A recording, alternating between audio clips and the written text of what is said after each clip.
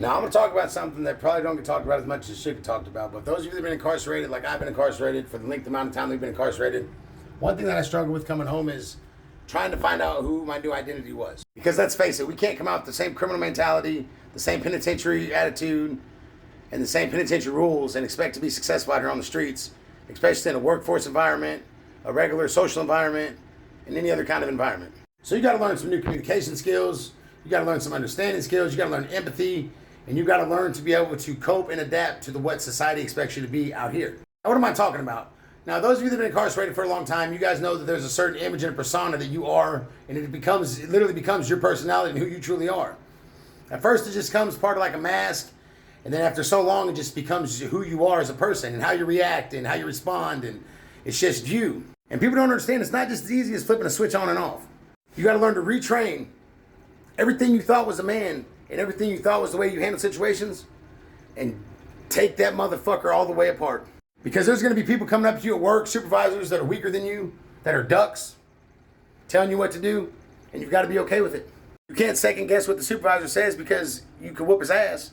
You can't call motherfuckers out into the bathroom because you have a disagreement at work. Your ass is ended up right up in HR. It's happened to me at the first job I had when I got out of prison. I shit you not. A dude in the chipper room got an attitude with me and I fucking squared up with him right there in the chipper room and almost lost my job over it. But for those of you that have loved ones that are locked up, it's like I said, it's not as easy as flipping a switch on and off. And if you're lucky enough you have support, or if you're supporting somebody that's locked up, take the time and help them readjust and readapt. It's not just as easy as, okay, you're out on the streets now, this is what it is. You've got to learn to slowly shake the habits and the ways of life that you learned while you were incarcerated. And at the same time you're shaking these habits and these ways, you're trying to figure out who you are now. What kind of man are you going to be now? Because you can't be this man no more. You can't. It's not going to work, I'm telling you. It's not going to fucking work. So now you got to shape and mold yourself into a new man. The man that you've never known before, a man you've never met before. But this man's going to become you if you allow it to be. Because you got to let this old shit go. You got to let this penitentiary attitude shit go, man. You got to start to figure out who you truly are. Outside of the drug dealing, outside of the gang banging, outside of the thieving, the looting, the robbing, the drug using. You got to come out a whole new man. You're just a shell. Like a Mr. Potato Head. You got to start putting your face together, your arms together, your body together. You got to figure out what outfit you're going to wear.